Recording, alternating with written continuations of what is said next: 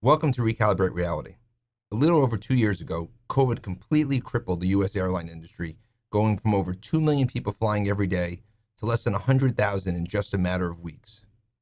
No other event in modern history has disrupted air travel more than the pandemic. With travelers staying home, the industry lost nearly 500,000 jobs. But as we emerge from the worst of COVID-19, people are now clamoring to get back to flying to reunite with friends and family and just get away. Our guest today is Robin Hayes, the CEO of JetBlue. Robin and I will discuss how JetBlue navigated through the pandemic, what travelers should expect when they return to flying again, and how he views the role of the CEO. And so now, let's recalibrate reality with Robin Hayes.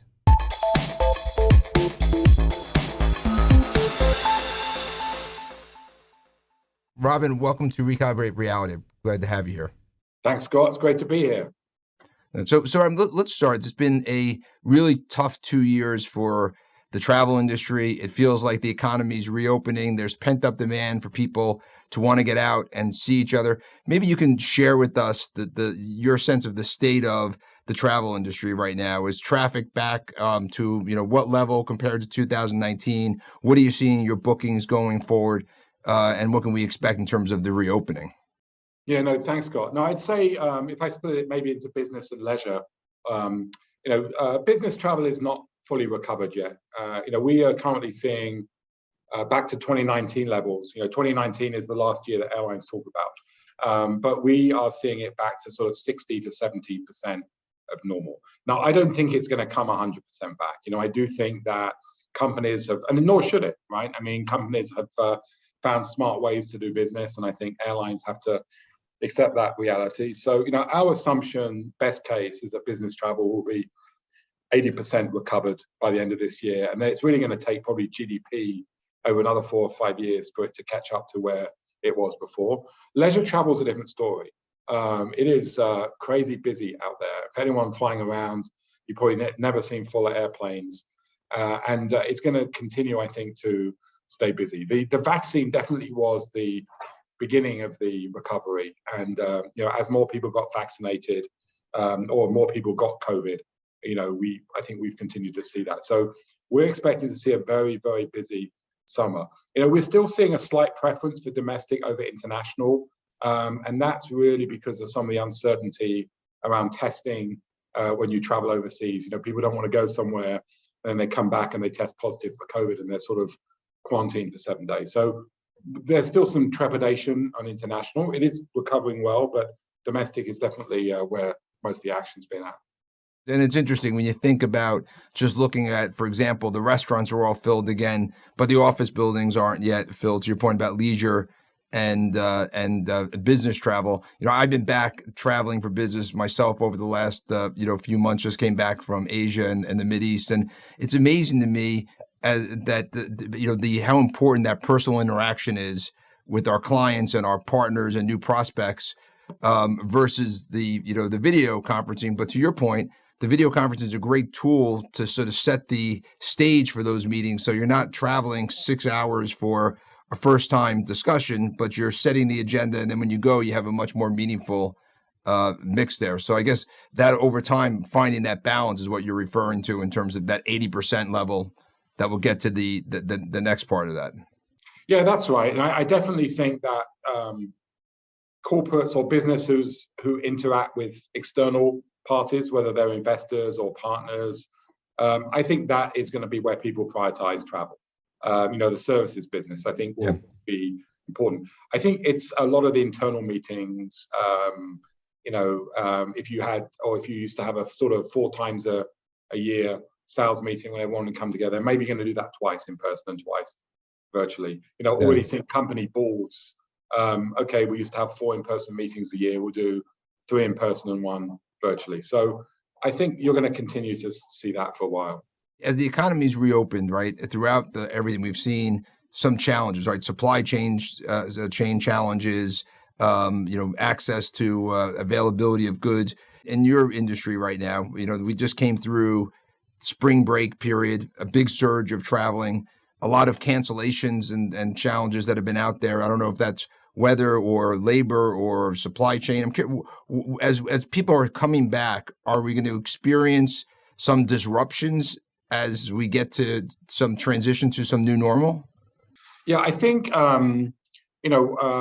I think weather has always been a challenging for airlines, and it's I think because we haven't been sort of fully flying for the last 2 or 3 years, people have forgotten how bad it used to be. So you get a thunderstorm or something come into the New York area, and you had a 3 to 4 hour ground delay program.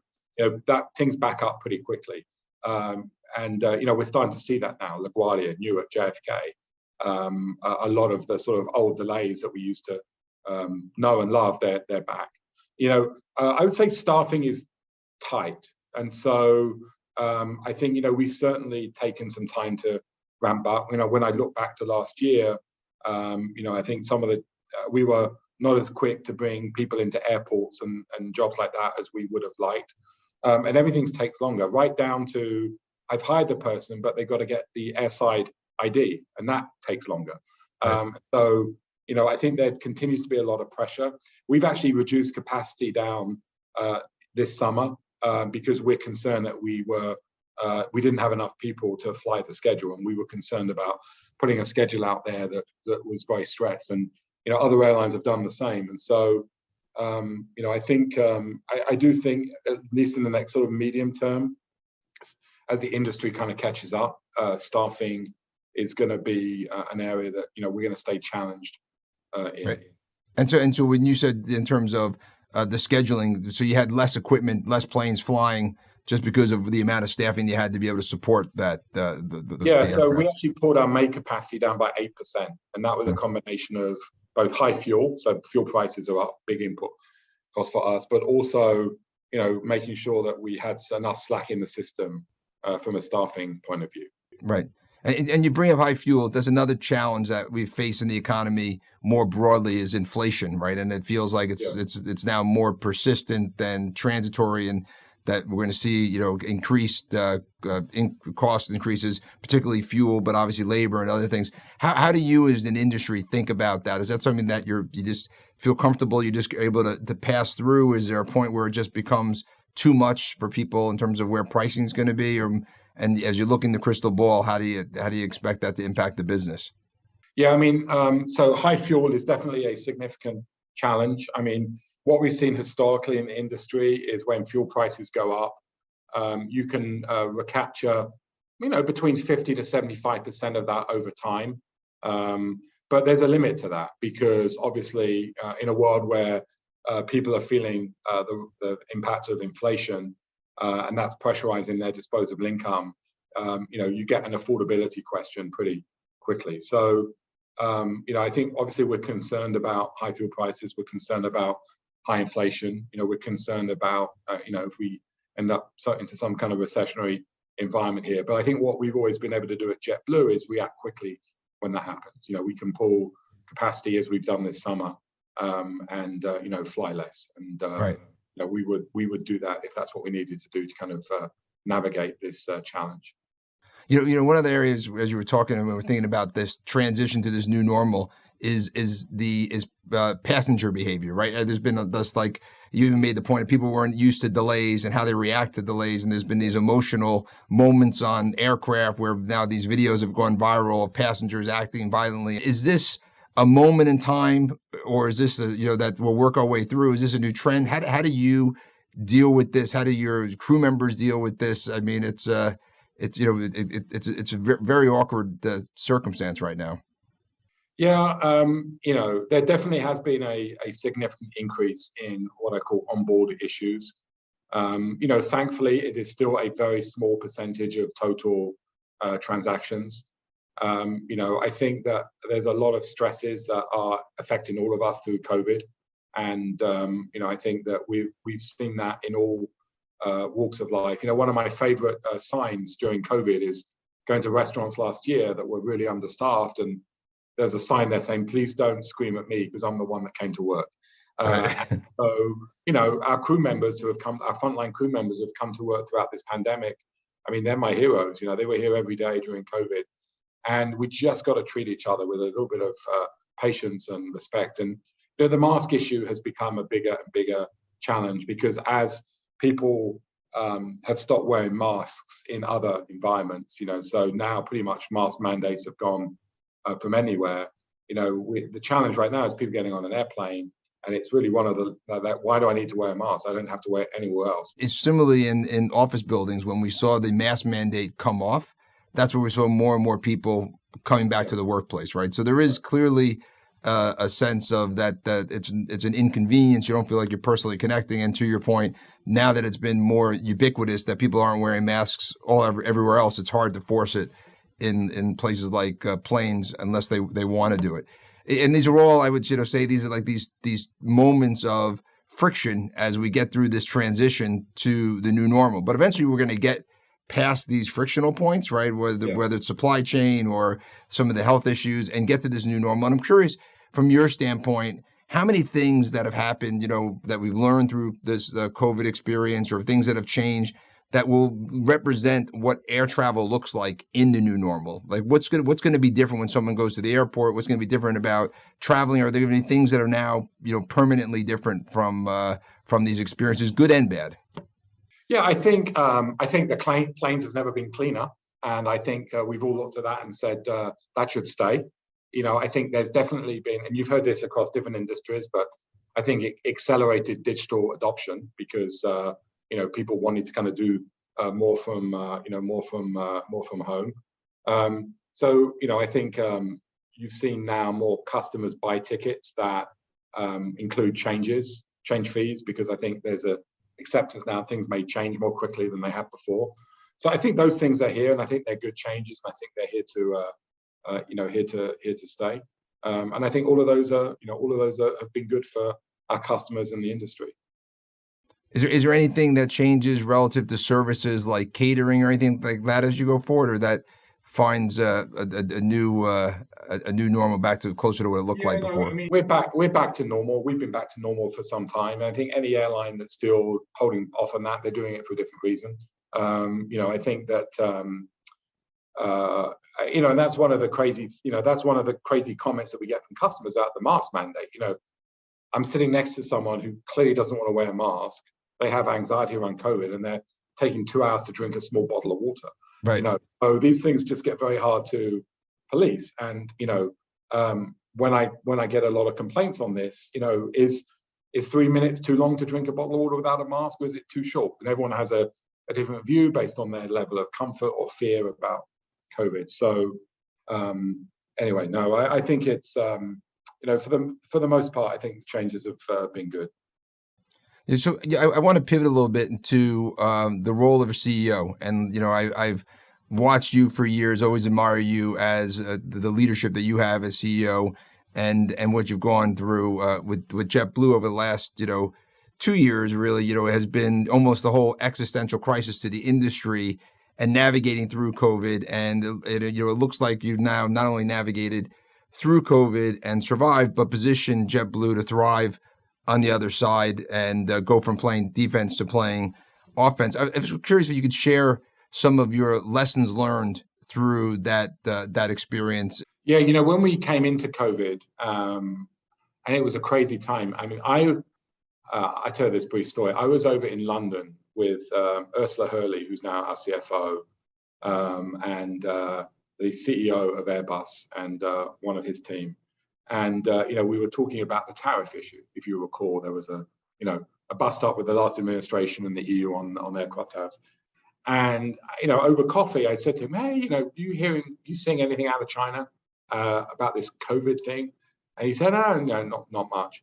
And then literally within 2 or 3 weeks, the whole thing had gone crazy. And the hardest part of actually for me was that first 3 months, because JetBlue has been around 21 years and we've never furloughed a single crew member, ever. Even through the financial crisis, we didn't let anyone go. And, as a leadership team, we said, our number one and number two priority is to protect not just the company, but also the financial well-being of all of our crew members. And this was before we knew we were going to get some government support. And we were very grateful for the government support that we got.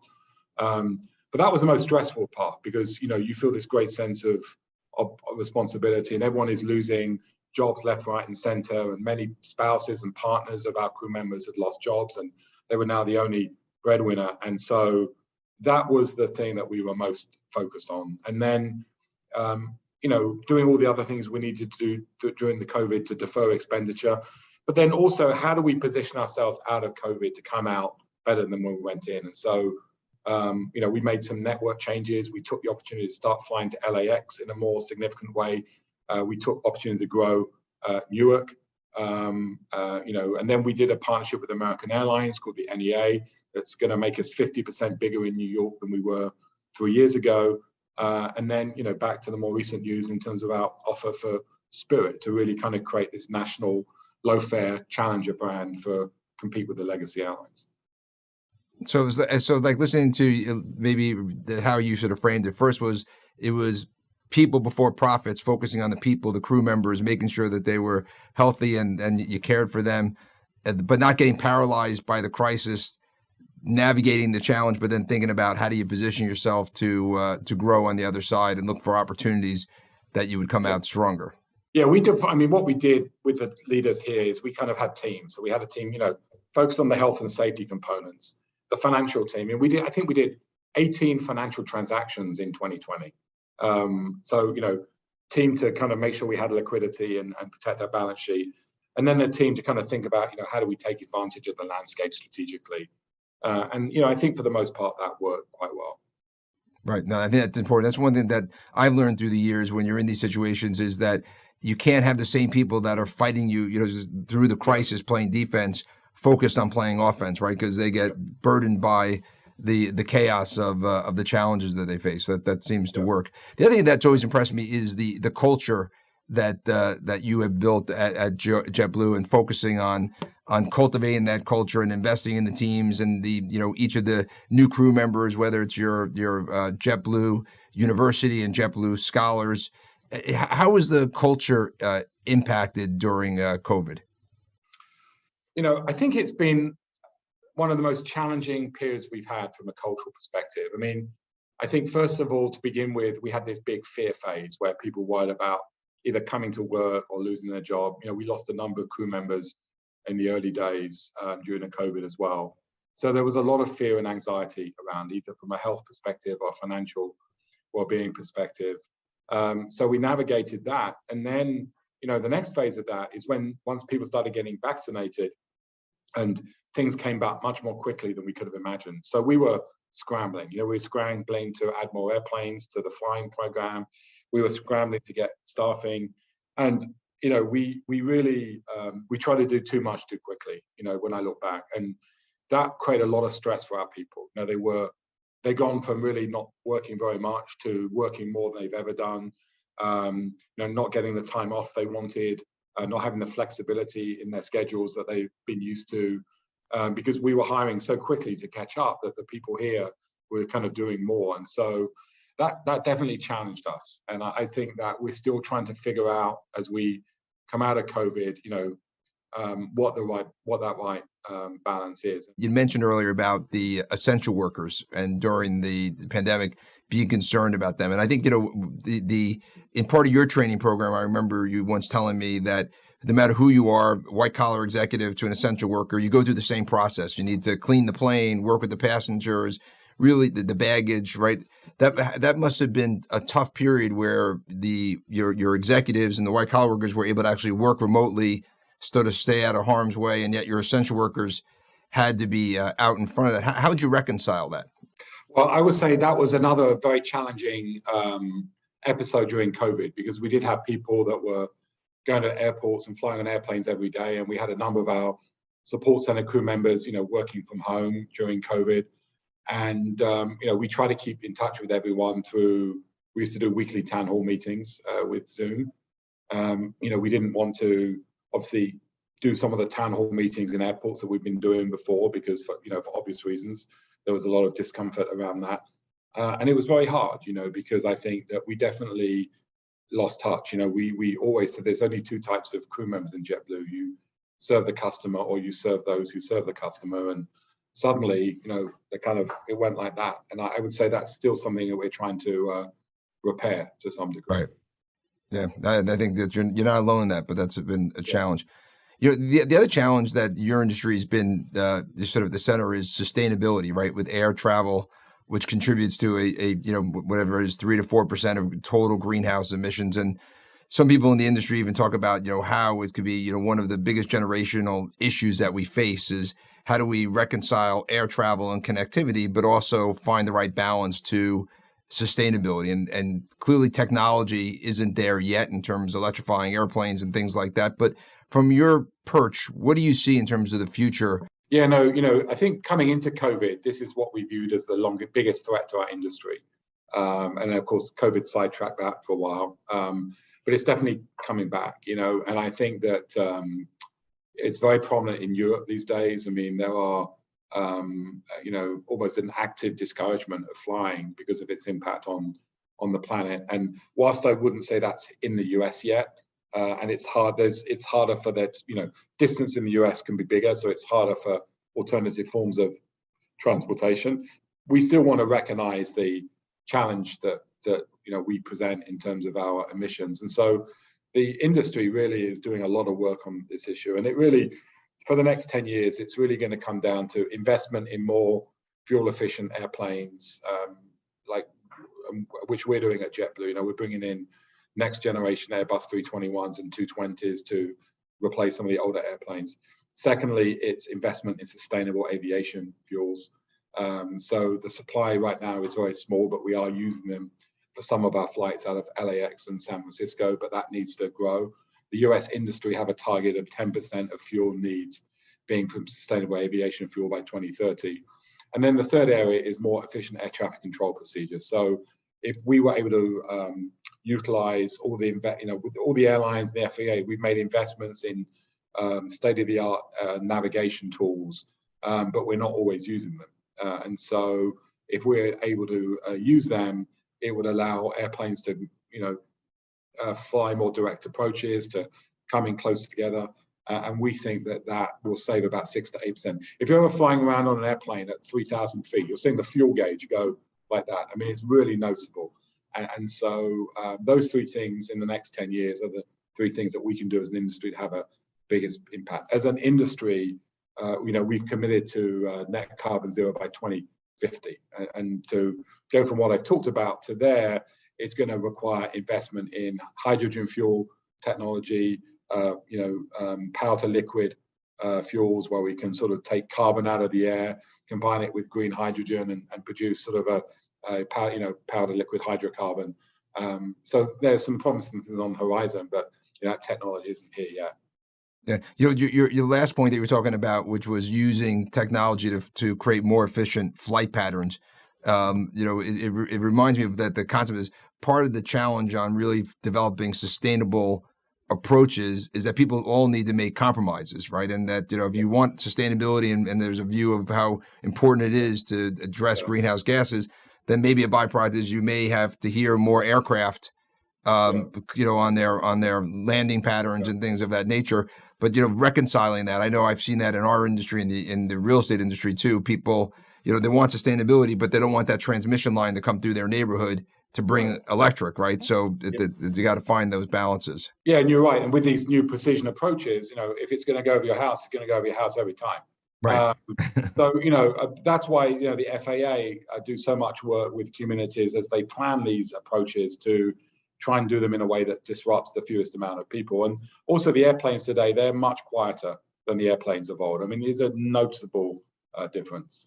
So, listening to you, it sort of highlights again that the role of the CEO has changed. Like when you think about your early days as a CEO to today, it's so much more than just about, what are the profits per share, but you have all these stakeholders, whether it's the shareholders, your crew members, your customers that have expectations of JetBlue taking positions on things like sustainability or equity and diversity. Yeah. How has that changed how you approach your job?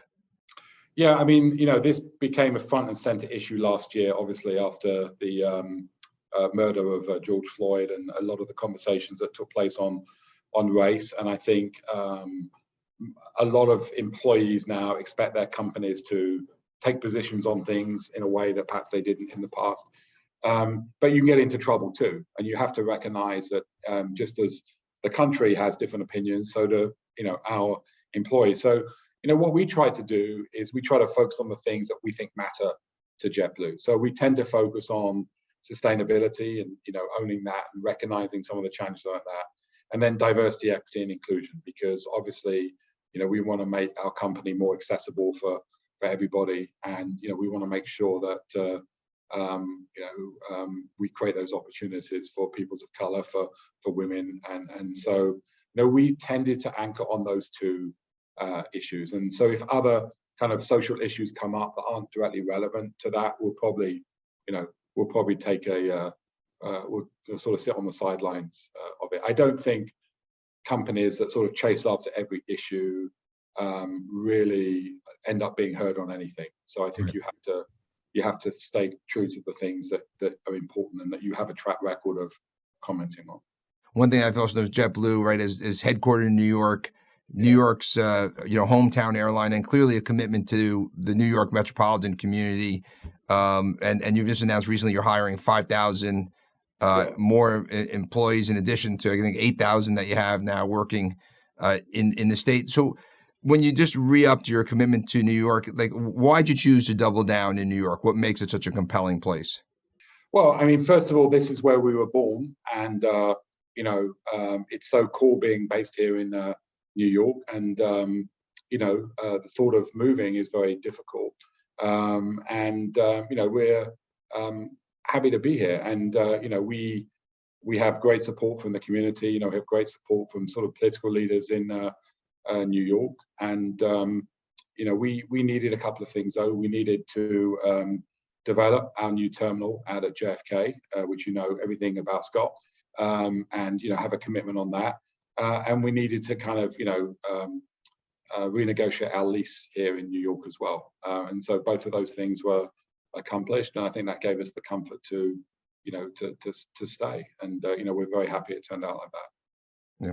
So last question, which is you referenced the new terminal that we're working on together to build at JFK, Terminal 6 and Terminal 7, and a terminal that's meant to service the airlines and the customers and the community for the next 40 years. And so I ask you, because you have this unique perspective, when we were thinking here 40 years, what does airline and air travel look like 10 to 20 years from now? And what should people be thinking about if they're letting their minds run a little bit wild as to what that might look like? I think the biggest change in the next 20, 30 years in our industry, and we covered it earlier, is going to be in the area of sustainability. I mean, by the time we get here in sort of 2050, 2060, we'll be flying on airplanes that aren't using hydrocarbons. We'll be flying probably on some form of alternative energy, whether it's hydrogen or something else. And I think that's going to be the biggest change. I mean, we absolutely by then have to have an industry that is completely carbon free. And so I think that's the biggest change. I think you're going to see new aircraft technology that can get you from A to B, longer ranges. Maybe there'd be some faster airplanes around, although don't forget we used to fly supersonic in the 60s and 70s, and we can't anymore. So those are expensive technologies to develop. And then I think in the short-haul market, you will definitely see, I think, some of these electrical airplanes or air taxis become more prevalent than we've seen before. So I think those will be some of the a little bit of the Jetsons. Yeah, exactly. Yeah, and we're through our tech venture subsidiary, we're an investor in a company called Joby that's building a sort of what I call an air taxi. But also, it's not too difficult for one of these smaller 10-seater airplanes to be run on electric. Instead of, it's hard to do for the big airplanes, not enough energy there, but for small, short-range airplanes, it's possible. That's great. So, Robin, I appreciate you taking the time. I appreciate your leadership at JetBlue and for New York and for the industry. And I look forward to watching JetBlue continue to flourish to new heights as we see the new normal of air travel. So thank you for taking the time today. Thank you, Scott. It's great working with you, and thanks for having me on your podcast and everything you do for us. Thanks, my friend. That concludes this episode of Recalibrate Reality. We may be getting close to the other side of COVID-19, but with inflation, supply chain issues, staffing shortages, lingering COVID restrictions, and more, we may have a challenging summer travel season. But speaking from experience, there's nothing like reunited with family, friends, and colleagues after such an extended time away. Thank you again to Robin Hayes for sharing his views on the airline industry's transition to the new normal. And thank you to 92nd Street Y and to the team for making this week's episode possible. I'm Scott Rechler from 75 Rockefeller Center in New York. See you in a few weeks.